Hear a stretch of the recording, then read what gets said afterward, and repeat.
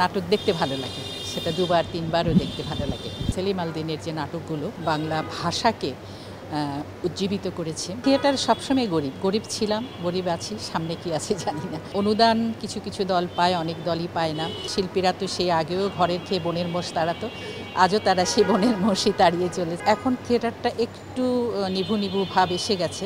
এটা খুবই আনন্দের একটা দিন। একজন নাট্যকার যিনি অসাধারণ সব বাংলা নাটক রচনা করেছেন, আমাদের প্রিয় সেলিম আল দীন, নাট্যাচার্য সেলিম আল দীন, তো তাঁর ৭৬তম জন্মদিন উপলক্ষে এই পদক বিতরণ অনুষ্ঠান এবং নিমজ্জন নাটকটির এক প্রদর্শনী হবে। এটা মহিলা সমিতিকে আজকে উজ্জ্বল করে দিয়েছে। তো আমি এলাম, নিমজ্জন নাটকটা আমি দেখেছি, আমি আবারও দেখব, কারণ নাটক দেখতে ভালো লাগে, সেটা দুবার তিনবারও দেখতে ভালো লাগে। আর এটা একটা খুব গৌরবের বিষয় যে ঢাকা থিয়েটার বাংলাদেশের থিয়েটারকে অনেক উপরে নিয়ে গেছে। তারা ভালো ভালো প্রযোজনা করেছে, বিশেষ করে সেলিম আল দীনের যে নাটকগুলো, সেগুলো বাংলা ভাষাকে উজ্জীবিত করেছে, বাঙালির কাছে বাংলা ভাষাকে আকর্ষণীয় করে তুলেছে। সেই হিসেবে ঢাকা থিয়েটার অনেক বড় কাজ করেছে। 1973 সালে ঢাকা থিয়েটারের জন্ম, সে তখন থেকে তারা নিরবচ্ছিন্নভাবে নিরলসভাবে থিয়েটারের কাজ করে যাচ্ছে। এখানে গুণী অনেক শিল্পীরা আছে এখানে নাটকে, আমরা সবসময় দেখেছি অতীতের যে মহিলা সমিতি, সেই মহিলা সমিতির কথাই বলছি। এখানে আমরা চা খেতাম, সিঙ্গারা খেতাম, নাটক দেখতাম। তখন ঢাকা থিয়েটারের যে নাটকগুলো অসাধারণ সব প্রোডাকশান আমরা দেখেছি।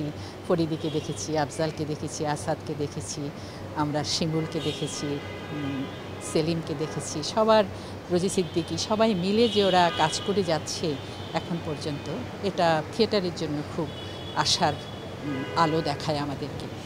তো আজকে খুব ভালো লাগছে এখানে এসে। আসলে থিয়েটার সবসময় গরিব ছিলাম, গরিব আছি, সামনে কি আছে জানি না।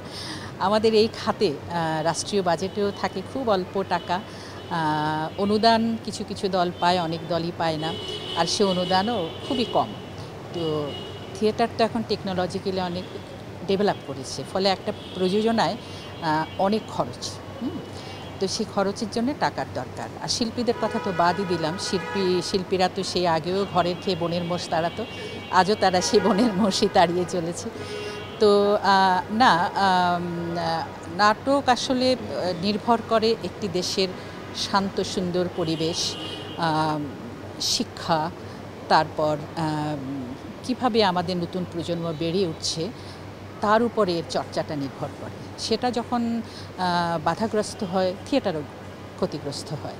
তো এখন থিয়েটারটা একটু নিভু নিভু ভাব এসে গেছে, তবে আমি আশাবাদী যে থিয়েটার আবারও তার নতুন গতিতে এগিয়ে যাবে, আমি আশাবাদী। হ্যাঁ, আমাদের দলে নতুন দুটি প্রযোজনা তৈরি হচ্ছে। একটি আমাদের একটা থিয়েটার ইনস্টিটিউট আছে, নাগরিক নাট্যাঙ্গন ইনস্টিটিউট অফ ড্রামা, সেখান থেকে একটি প্রযোজনা তৈরি হচ্ছে। সামনের দিন 10-এর মধ্যে এটি মঞ্চে আসবে। আরেকটি আমাদের মূল দল নাগরিক নাট্যাঙ্গনের জন্য মহড়া চলছে, এটাও খুব তাড়াতাড়ি মাস 2-এর মধ্যে মঞ্চে আসবে।